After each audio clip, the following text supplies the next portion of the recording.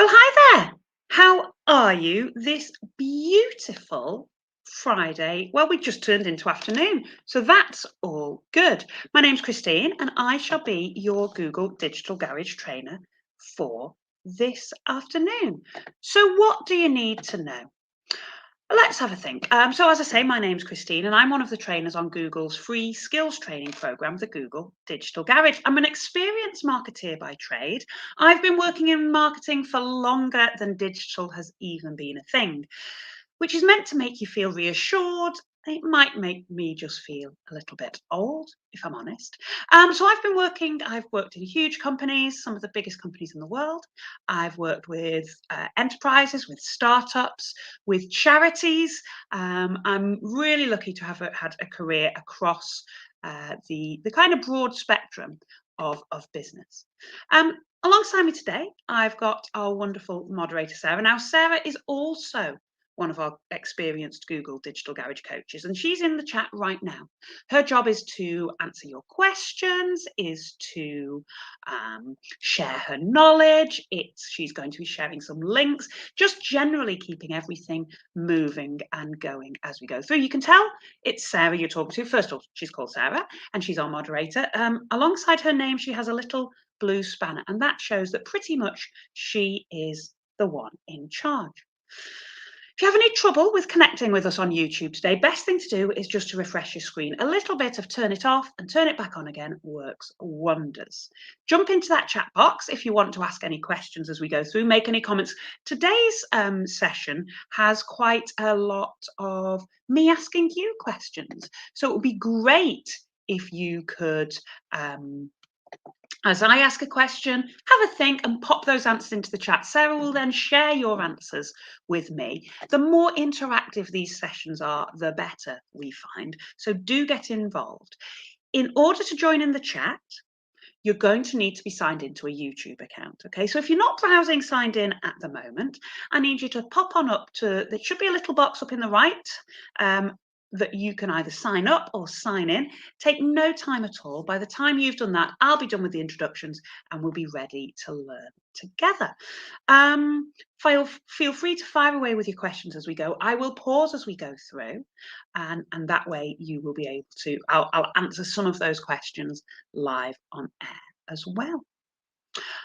If you need the captions, then we are using closed captioning today. So click on the CC icon and your captions should appear. They don't always make the most of my slightly northern accent. So sometimes we get some interesting interpretations, but on a whole, they're pretty good.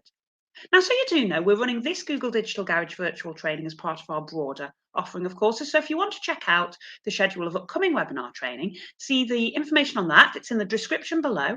That links you through to our website and you'll be able to see what else is coming up. Okay, so in terms of what's coming up for you right now, we're going to be looking at how you can use Google Maps to help customers to find you, and which leads us to how to find your customers using those Google Maps tools. So we're going to take a look at the steps that businesses need to take.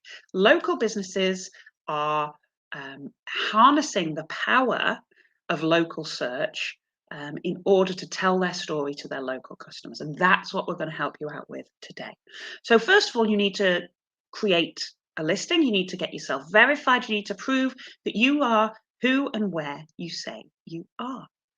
Then we'll take a look at some of the ways that you can, the most important things to do to optimize that listing. So we'll get that key information in.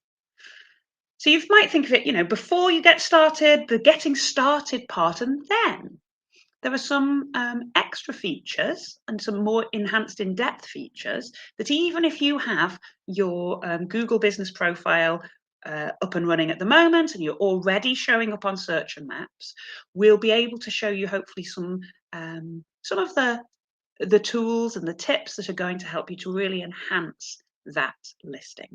And that way, hopefully, no matter what your experience is so far of using the Google business profile and having those listings on search and maps, we'll be able to take you up a level. That's what we're always looking to do. We always want to move you a couple of steps forward. And then we're really here to help you out to work out what your next steps after that should be.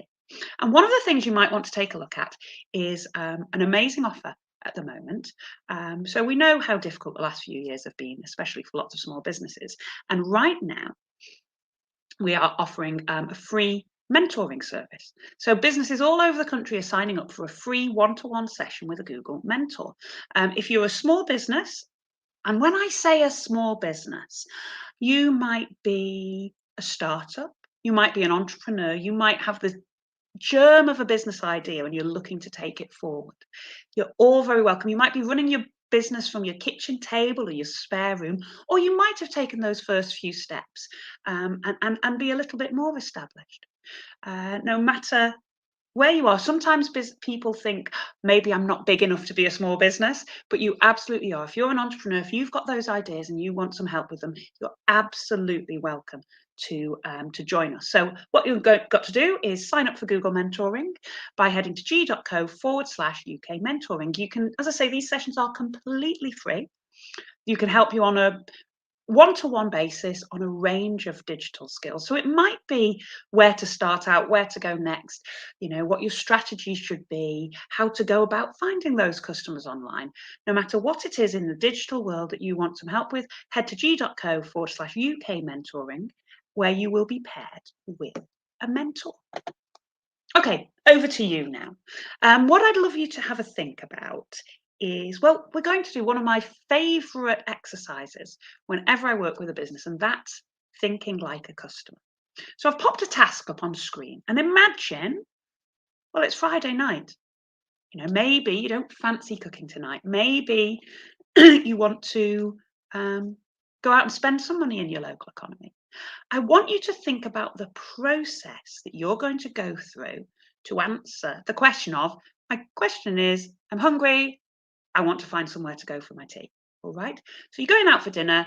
How would you go about finding a restaurant that you can go to?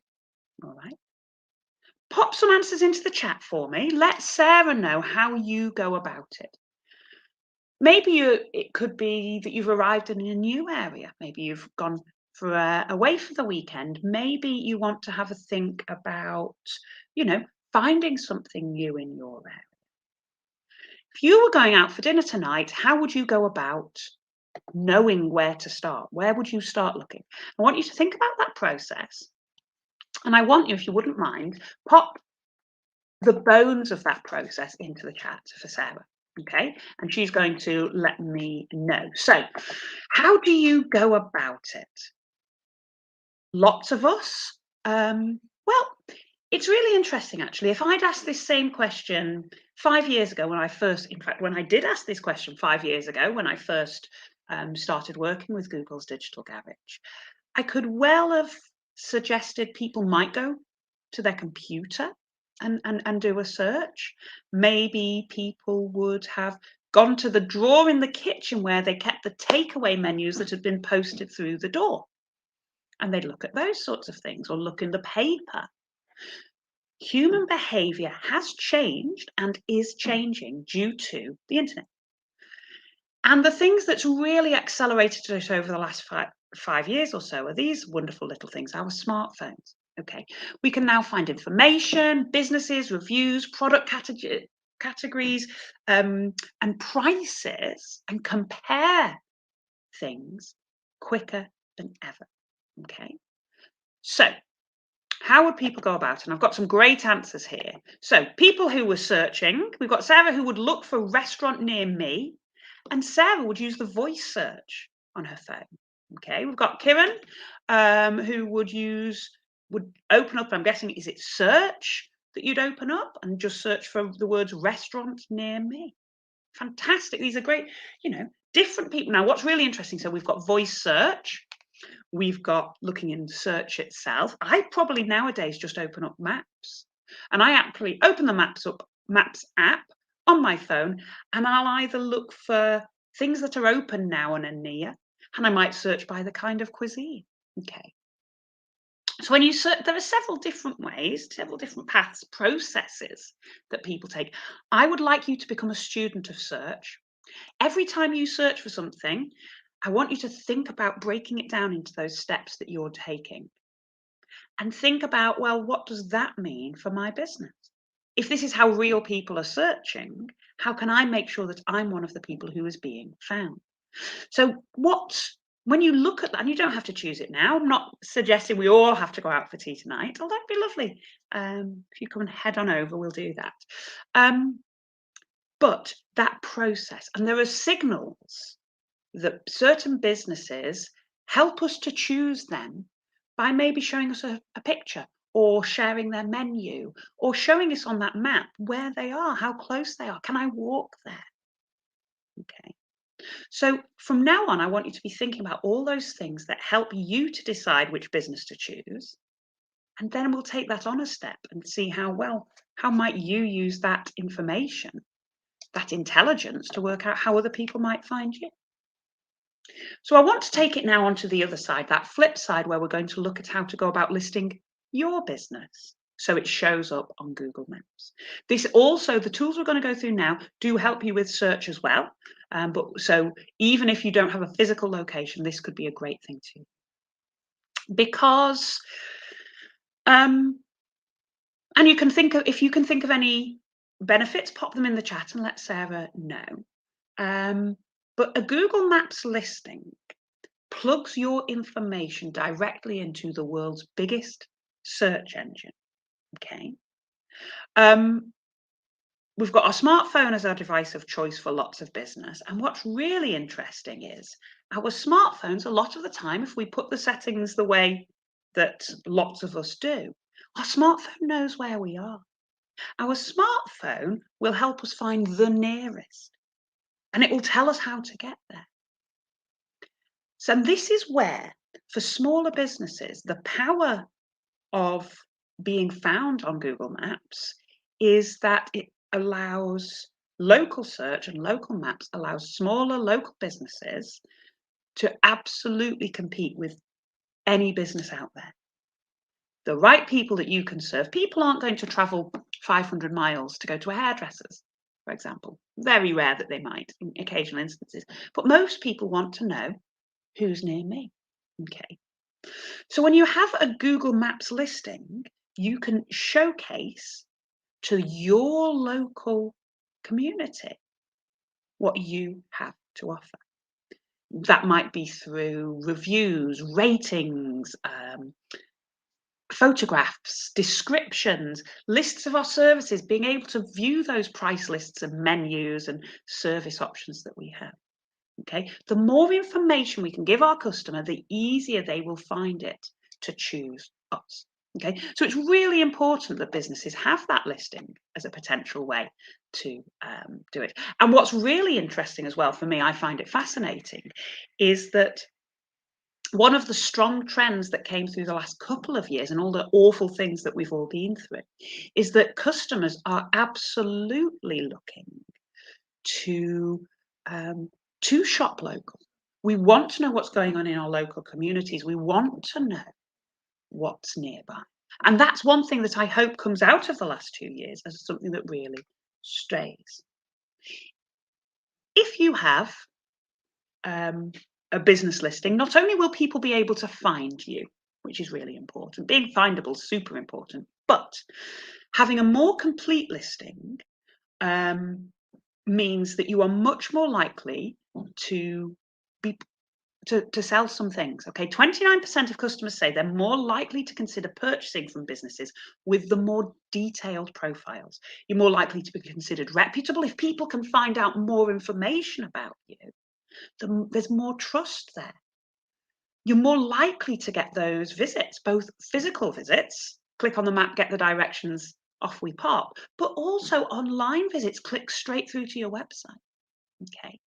And therefore, the more people coming, the more likely you are to get to that purchase. Now, what does that mean in practice? We've got some businesses, and all of these businesses, if you think about what's gone on through the last 2 years, we've got 3 businesses here. I'm going to take you very quickly through how they have improved their online offering to combat what's going on in the world. So first of all, we've got Go East. Go East are a Chinese supermarket, and they listed themselves on Google Maps at the beginning of all this nonsense when the lockdowns started, because they had always had a really good people who lived and worked close to them, knew where they were.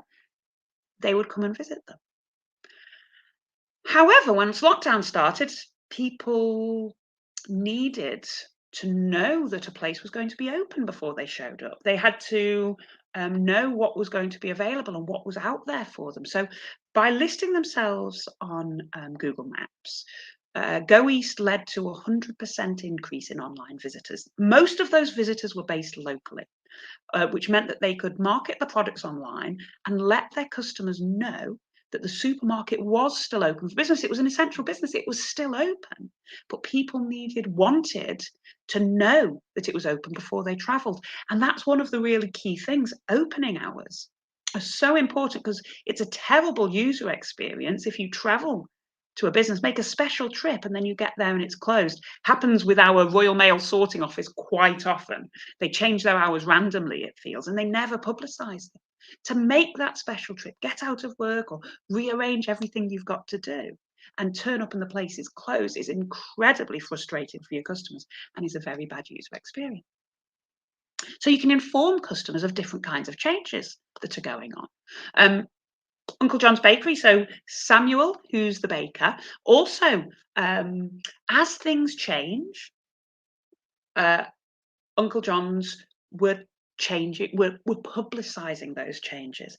And yes, they did it because of the lockdowns, but still, now, as things are coming back to open, maybe they're going to open late one night. Maybe they want to close early for a staff birthday. So long as they're making these changes and letting people know, there's something really almost immediate. If I take out my phone and search for a business, I want to see what's open now. And and if something's not open now, that's fine. I know not to go. I will, my local bookstore I go to very often. I'll always check their hours before I go because they are a small business. And they do sometimes open a little bit late or close a little bit early or take a lunch break. How dare they take lunch, hey? And what Uncle John's were able to do is they promoted the fact that they did have an online shop. They could tell people about their opening times, the new practices, any kind of one ways and screens and all of those things that we were all doing. But they actually were able to sell to new customers as well as their existing customers because they promoted that they had an online shop. And actually people loved what they were doing and knew that they could get those things from them. A little box of books. Lindsay Pollard realised that when there was a real increase when people were homeschooling, there was an increase in the need and want and desire for books. So Lindsay used the Google tools to find new customers and tripled her website visits. She sold more books than ever before. So she went from being a bricks and mortar business to having a significant online presence. And a lot of those sales are still to the local people. I know my local bookshop sent one of the staff out on a bicycle doing as an essential service, delivering those books. So there's lots of value in letting people who live near you and work near you and are passing through your area know about your business. So we've got 4 steps for you to, we'll go in depth into all of these areas a little bit as we go through. But in terms of setting up that listing, it's relatively simple to do. It has been designed to be as simple as possible to claim your business and get up and running. You don't even need any special tools or apps. If you find your business within the Google search results, you can claim it right there and then. Okay, so things you need to do. You need to create your listing. You need to complete your profile details. You need to verify your business. This is so important. The verification means that only the people who are authorized and who are part of the business are the ones who are making the changes, making the update. So it's really important that we have the verification process so we can all trust the information that's being put out there. And once you've verified, you want to populate your listing and have it as rich as possible, give us people as much information that they can use to make their decisions as they can. So in terms, as I say, this actually is in the process of changing. They always do this. This is a constantly rolling world. So the tool we're going to use is called the Google Business Profile. Okay, you may have heard of it. It used to be called Google My Business, and that's where there was a Google My Business app. Now, Google My Business has become the Google Business Profile, and actually, the Google My Business app is being phased out because they've made it even easier to manage your business by going directly into search or maps. Now, when you're browsing as yourself, if you're logged into your business account for Google, you will see your Google business profile ready and waiting there to be amended. Okay.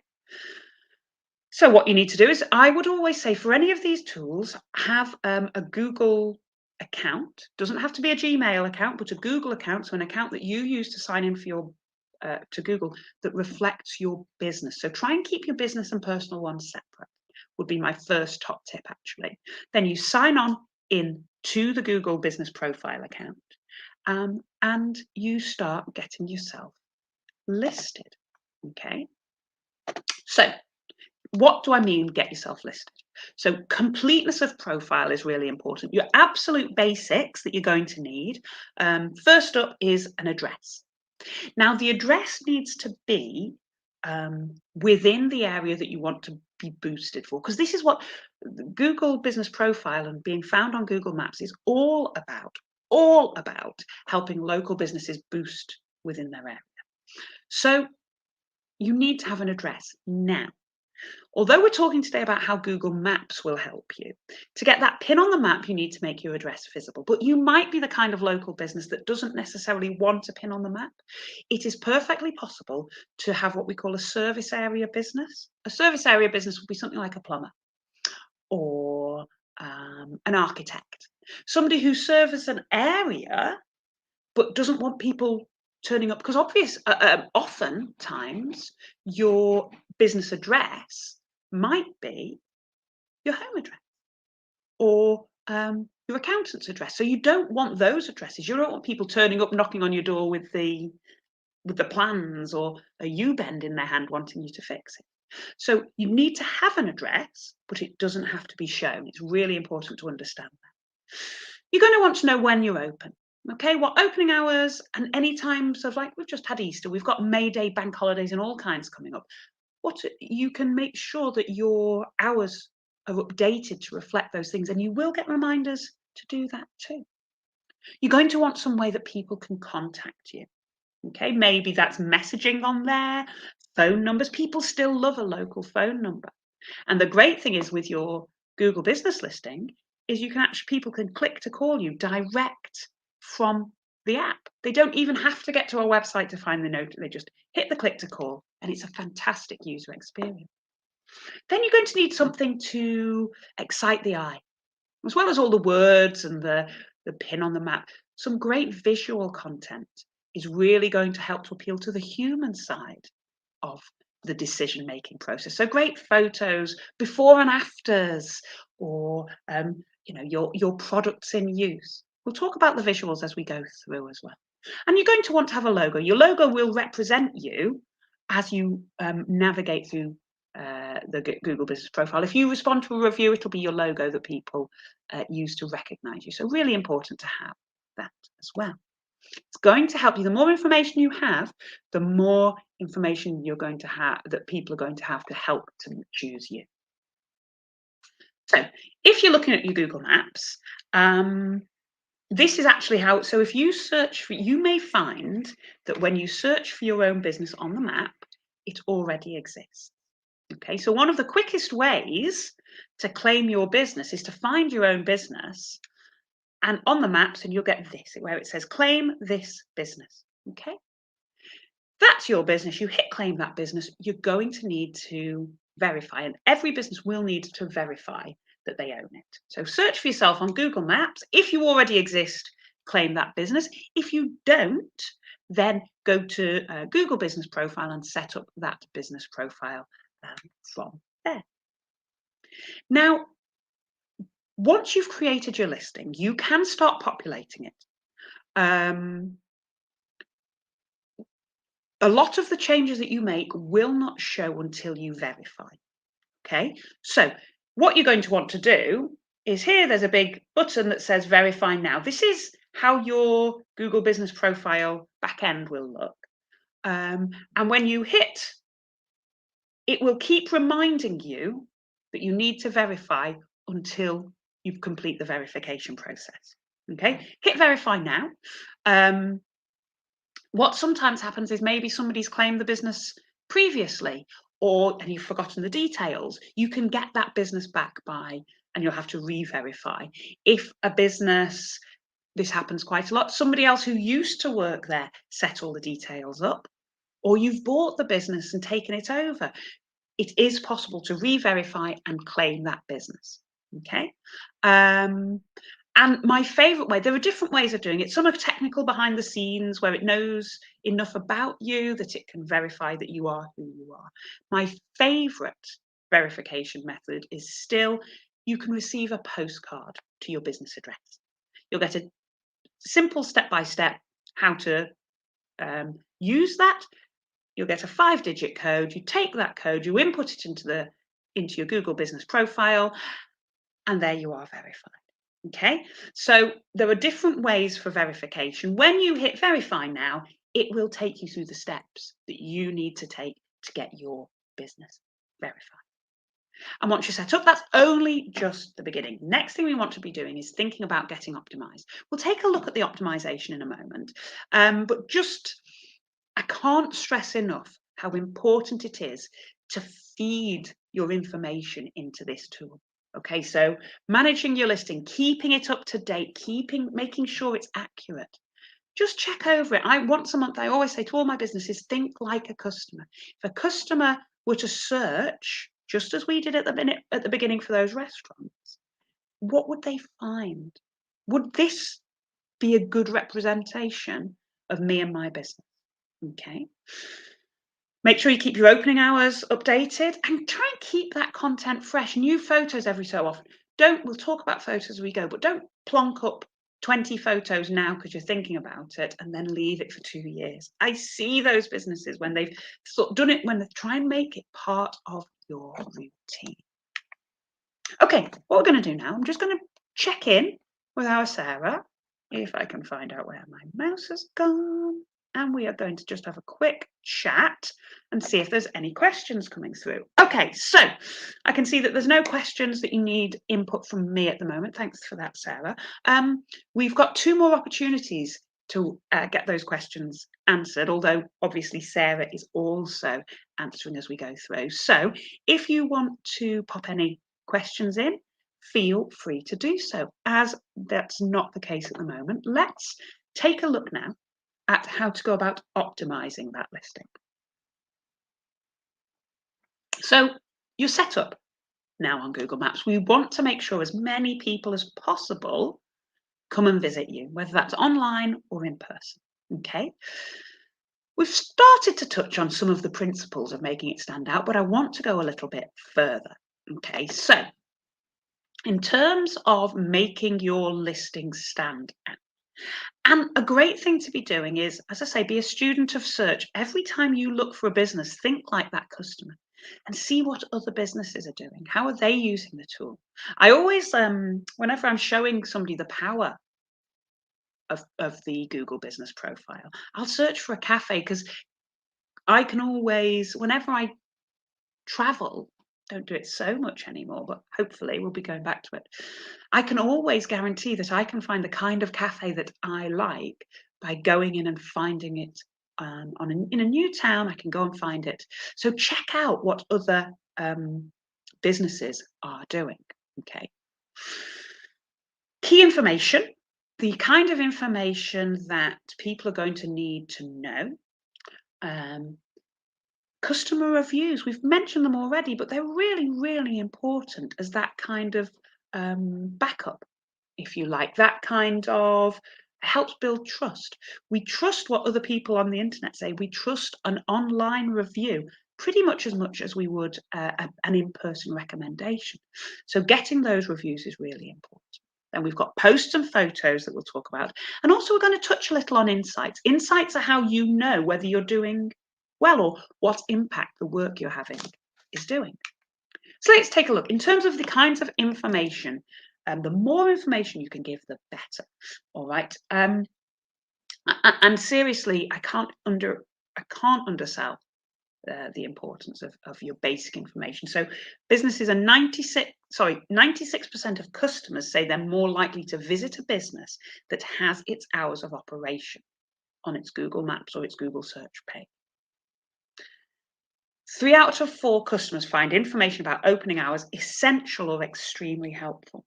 If I'm going to take my time, invest my time to come along, I want to know that you're going to be open.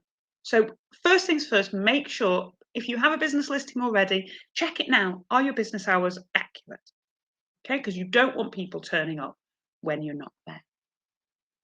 But it goes a lot deeper. This idea of being able to feed information to people, there was businesses find a 42% increase in requests for direction when the businesses have photographs on their listing. You bring that listing to life. A listing that's just a little bit of plain text is easy to skim over. And deeper than that, those images help me to decide whether this is the right kind of place for me. So businesses do see a significant increase in those direction requests. And a direction request means I want to know how close it is to me because I want to go there. And really interesting, I mentioned briefly phone numbers before. People still love the idea of the telephone. It's a kind of it's another of those tools that makes us feel, well, if I need somebody, there's a person at the other end of the phone. It makes it more human that they can pick up the phone. Don't underestimate the power of a local number as well. Even if people then choose to visit your website or message you or come to see you in person. Businesses, 90% of people say they're more likely to interact with you if your phone number is visible. So try and get yourself a phone number. If you're working from home, get a second SIM with a number just for the business if you don't want to have inundating calls to your own phone.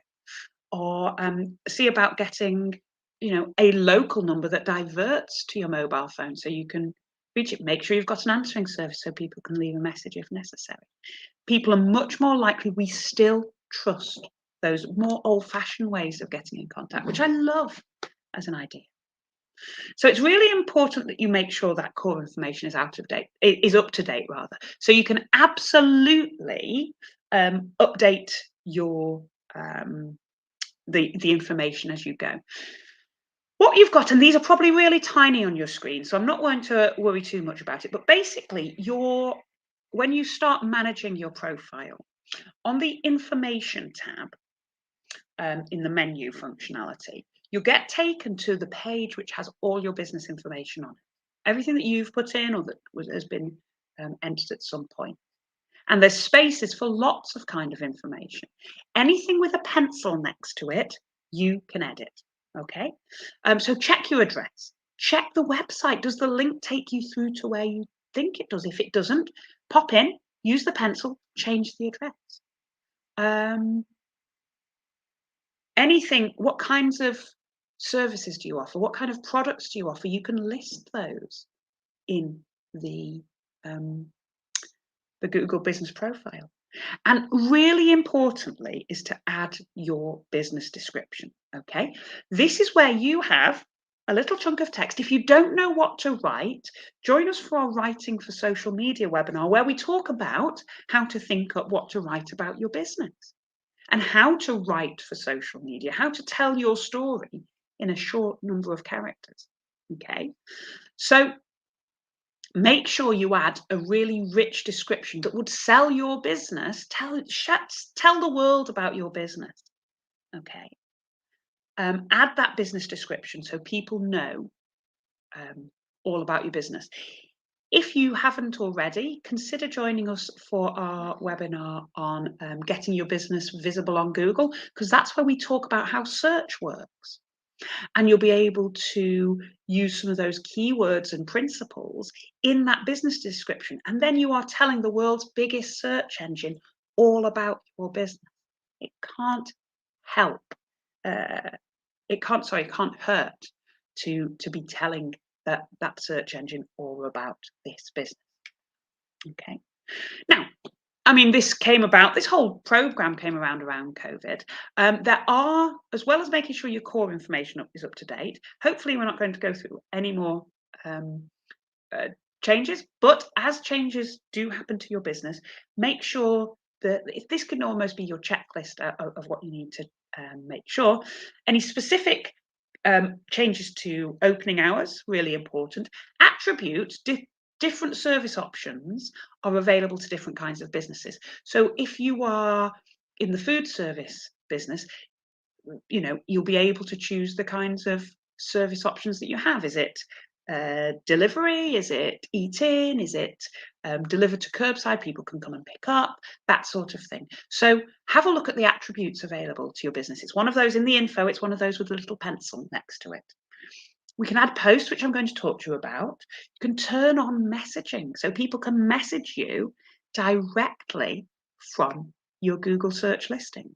And then make sure that you're getting your notifications are turned on. You can be responsive to those messages.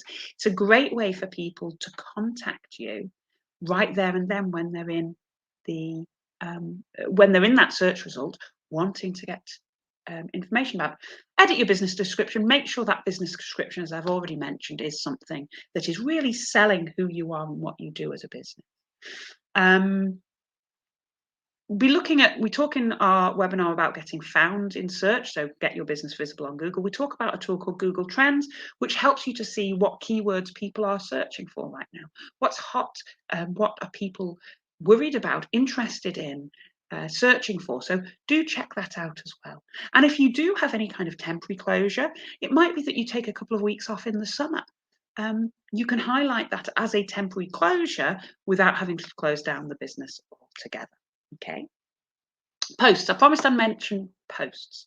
So as well as the core business information, we can really bring your listing to life by making posts. Now, if you've ever done any social media work, the recommendations for how often you post on social media are anything from at least several times a week to at least several times a day, which a lot of local businesses find really difficult to do. You're not alone. With the great news, and I love being able to tell businesses that isn't how posts work in your Google business profile. Your Google business profile, it's a lot stickier. These posts will stay around for the relevant people. When they find them, we'll be able to read them. So I would say to a business, maybe make a post a month or a post every fortnight, maximum of one a week. Any more than that, and you're doing a lot of work for probably no extra interest. Okay, so the kinds of things you might want to, if you have any offers, if you have any events, if you have any details about any products or services, if you want to show people that wonderful job you've just finished, those before and after photos, all of these things can be put into a nice post. Give it a title, tell the world what it is, make that a keyword rich title so it helps boost you in those searches. A call to action. What do you want people to do when they see your post? Do you want them to book now? Do you want them to visit the website, give us a call? Whatever it is, tell them what you want them to do. Calls to action are a really strong fundamental part, actually, of marketing. Don't just tell people about what you're doing, tell them what you want to do with that information. Use photo and video to really bring that to life. Then write a clear description. This is different to your business description. This is a clear description about the offer or the product or the event or that post that you're making. And absolutely make sure that you are putting out accurate information. Proofread them, double check them before you make that post. But you can absolutely start to generate a bit of excitement, a bit of interest in the deeper facets of your business. Tell your story to anybody who might want to see it. Now, reviews are super, super important. Pop in let us know. Let Sarah know. We haven't put Sarah to work for a while, so let Sarah know why you think reviews are important. Have you ever chosen a business based on the reviews? Have you, as a business, found up ways of generating, asking people for those reviews and getting those reviews coming in? How does it look when you see a business, when you're searching for that restaurant and you see one with no reviews versus one with 50, 60 reviews, 100 reviews? What does that do for you in terms of trust in the different businesses? Because this is what reviews look like. I'm sure we've all seen them. You can see a headline summary, how many reviews and the kind of score rating, the star rating. You can then see, as they appear on search, as they appear on maps, you'll be able to go in and in-depth read those as well. And people, the great thing about Google reviews is people do have to be signed in to write them. It's a little bit of a barrier to getting reviews sometimes, but at least it means that there is that little bit of security there as well. Because studies have shown that 2/3 of customers say having positive reviews was an important factor in selecting which business or store to purchase from. Okay. Another great reason for asking for reviews, getting reviews, is that you can understand your business better. What you're doing right, what you're doing wrong. I sometimes look at the reviews of businesses like mine and think, okay, well, what are people praising them when they do, and what are people unhappy about when they don't do it or when they do something else? How can I use that to improve my service offering? How can I understand that that's what's really important to other people? And make sure that I'm highlighting those things. It'll help you to improve your visibility on Google. And you can also might want to take some of those wonderful customer testimonials and showcase those in your marketing activity. So there's loads of ways that reviews are great. But what could you do to encourage them? As I say, if you've got any ideas on that, pop them in the chat. Let Sarah know. I find that asking for reviews, asking your finished, satisfied customers for a review, maybe when they've paid their invoice. Maybe you can email them afterwards, email them a thank you and a survey. Maybe you could have cards by the till point. Maybe you could print your Google review link on and ask them to complete a review for you when they get their till receipt. Lots of different ways you could. Maybe you could send out a request by email if you have that functionality. And then you might want to display that feedback from customers to show that it's valued by the business. If people are happy in most cases to review, they know it helps small businesses out. They just need to be asked and reminded to do so. And I've mentioned this a couple of times that images are really, really important. Images are what help the heart make the decision to take a deeper look at what's going on. 90% of people say they're more likely to visit a business with photographs on its Google results pages. They get 40% more requests for directions, and 39% of customers say they will stop engaging with the site if images don't appear. Lots of us, our brains absorb information better through images than they do through plain old text. Okay, so make sure you're feeding those natures. Making sure that you are getting that and making the most of those images. So I want you to be, as well as thinking like a customer, as well as being students of search, what I want you to be is content creating machines. Anytime you're going about your day to day, you've got your phone with you, be thinking about if there's something you see that could make some great content. It could be as simple as when it comes, into spring, taking some images of daffodils, or we've just had Easter, maybe that would have been, and you're driving along, you see a lamb, you pull over and snap a picture of the lamb. Whatever it is, be thinking about what's going on in the world at the minute and how you could take relevant images that are going to help. Some businesses are so lucky. If you're a food business or you produce something, you make something, you've got that ready source of content, ready source of images, because you're always doing and making. It's harder if your business is a financial services or an accountant's or a solicitor's, those kind of, still super important, but less visual businesses. That's where snapping pictures of daffodils and putting a daffodil picture out with, your spring offers on it or whatever it might be. When you're taking those photos, creating that content as you go, I would always rather see businesses snapping their own content rather than just using stock images. So check your lighting out, make sure that your image is well lit and the subject is clearly visible. Make sure that the focus is on is on what you want it to be on. Try to avoid blurring the shot. Most smartphones that we carry with us, digital cameras, if you will, as well, they have autofocus on the image, but it might be actually that the thing that's most obvious isn't what you actually want to focus on. So you might want to just, with mine, I just tap on the screen where I want that camera to focus, and it will focus in on the particular detail that I want to be in focus. So make sure you maybe step that smartphone image taking up a step. Once you've snapped those images, you can always do a little bit of editing with them. So make sure you frame them correctly. Make sure you brighten the images if needed. You can tinker a little bit with the colors.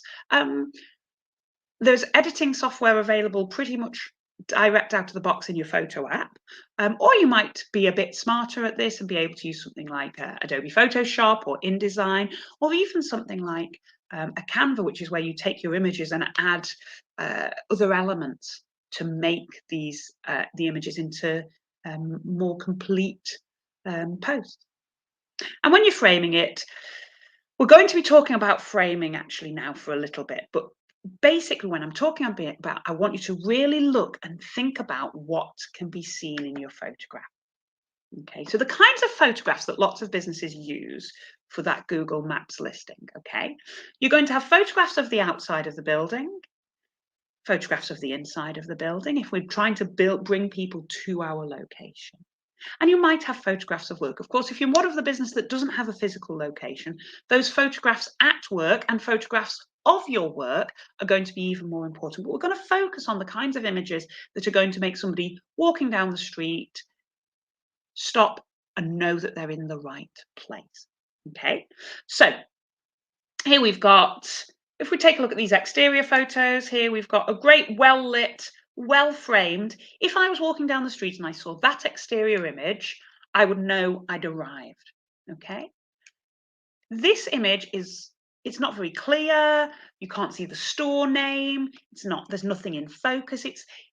To me, it actually looks like the kind of place I wouldn't want to go because it looks a bit hot and sweaty, It's not selling the shop. It's dark, it's dim, it doesn't look an attractive place to go.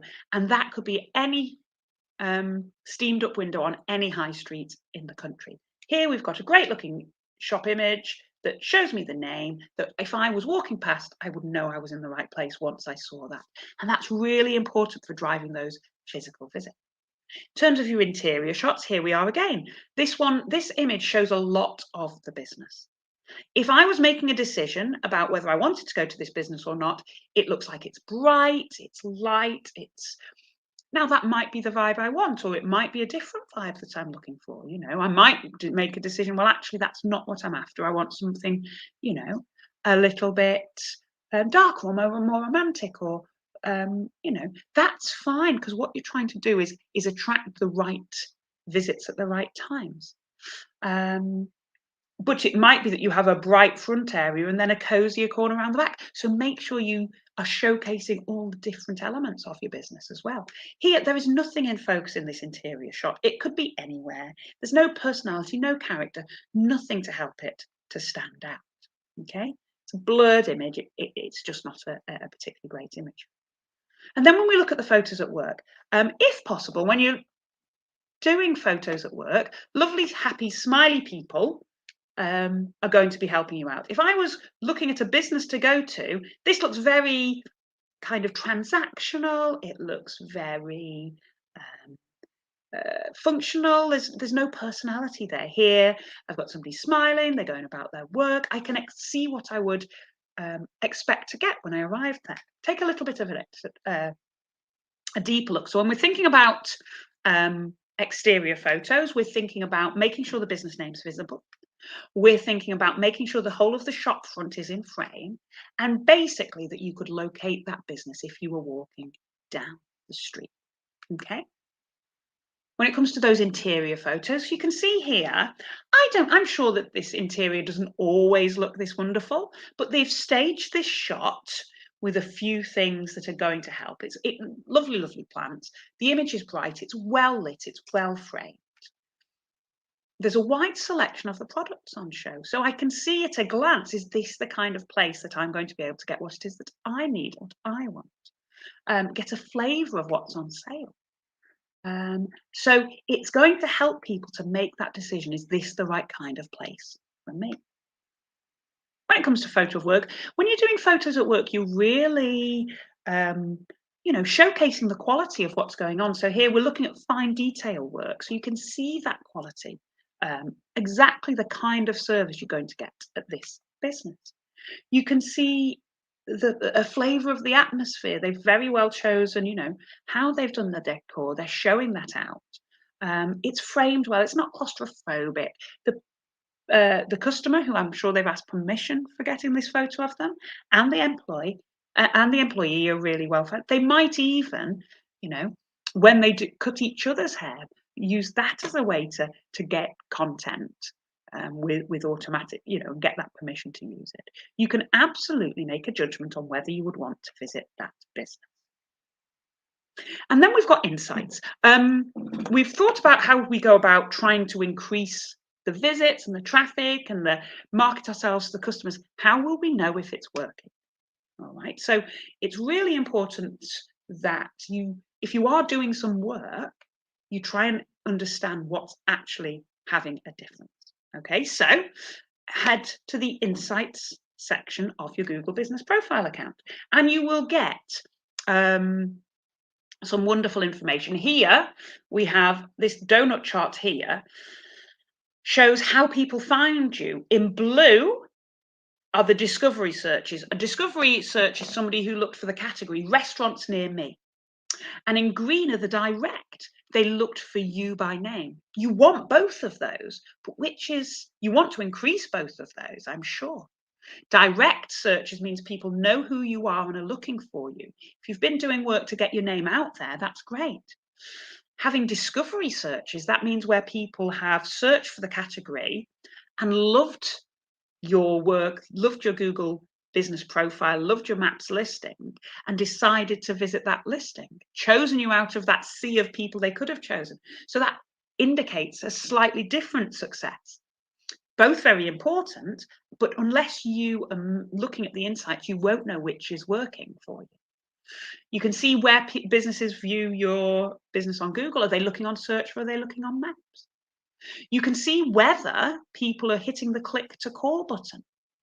So you don't have to just hope that the increase in phone calls you're getting is because of the work you're doing. You can absolutely measure when those calls are happening. Have they gone up? You can see month on month whether the work you're doing is having an impact.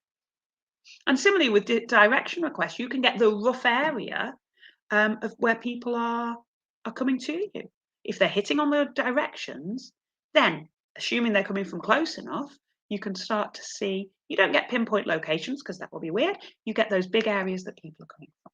Okay, so we'll find out how they found you, what they did once they found you. Did they visit your website, give you a call, ask for directions, where physically they're coming from, when they're engaging with you most. You might be closed on a Wednesday afternoon. If there's loads of people looking for your business on a Wednesday afternoon, you might decide a great business decision is to change around your hours so you are open then for them. You can also do a little bit of benchmarking, okay, and see how your engagement compares to others. If these were my insights, okay, here we've got a business that has some photos that are being viewed. They've posted some photos. Those photos are getting viewed. Maybe they were posted here and they get quite a few at the beginning and then it goes up and down. But here it says at the bottom, your photos receive more views than similar businesses. So keep posting. It's working for you. Post more. Okay. Listing doesn't mention here, are there any customer photos? Are there any reviews? Work to encourage customers to leave reviews with photos because that really helps as well. Now here what's going on is the orange line shows that people found me via search. The red line finds that they're finding me via maps.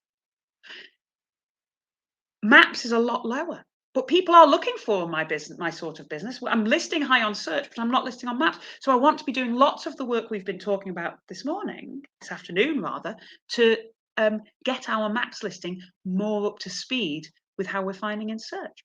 Hopefully we'll then catch up or even overtake the number of people finding us on search. So in terms of finding those new customers, what you want to be doing is thinking about your audience. How are they behaving? When are they calling you? Where are they looking for directions from? And then think about adapting things to them, which will ultimately help you reach more customers like them. Okay, I can see from Sarah that she's handling all the questions.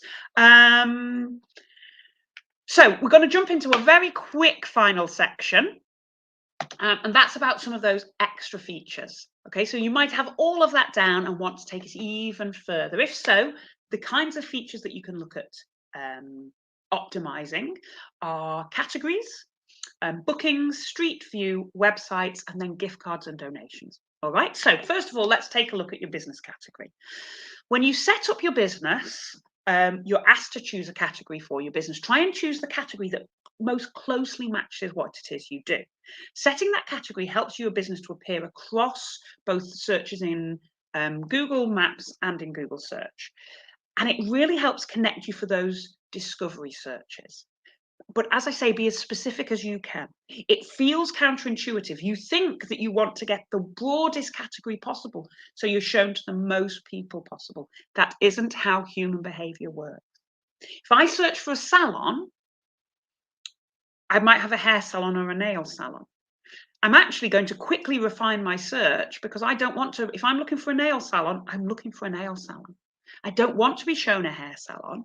I want my nails done. People are really specific when they search, so be as specific as you can with your category. And similarly, don't add tons and tons of categories. Pick a primary category that describes your business and only add extra categories if they absolutely are exactly what it is that you do. People think if I add more categories, I'm going to be found for more things. Counterintuitively, more categories actually dilute your listing.